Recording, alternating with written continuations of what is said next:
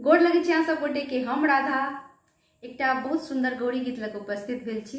सुनू अहाँ सब आ नीक लागत त लाइक कमेंट करब, हमर चैनल के सब्सक्राइब करब। जय मिथिला, जय मैथिली।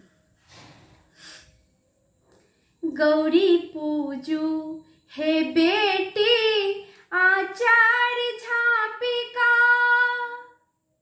गौरी पूजू हे बेटी आचार्य झापिका, मैया देती वरदान आचार्य भरिका, मैया देती वरदान आचार्य भरिका, गौरी पूजू हे बेटी आचार्य झापिका।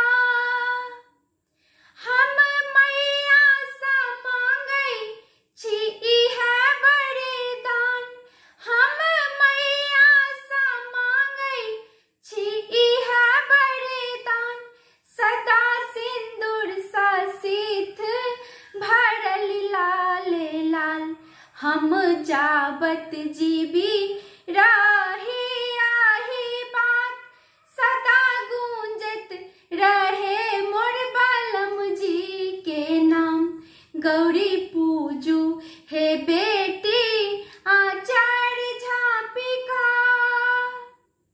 हम सासुर ले मांगै छी इहे वरदान, हम सासुर ले मांगै छी इहे वरदान, सास ससुर सा भरल रहे ई मकान, हम आबी एता और कहाबी लक्ष्मण, हम आबी एता और कहाबी लक्ष्मण, सदा गूंजत रहे मोर ससुर जी के नाम, सदा गूंजत रहे मोर ससुर जी के नाम, गौरी पूजू हे बेटी आचार्य झापिका।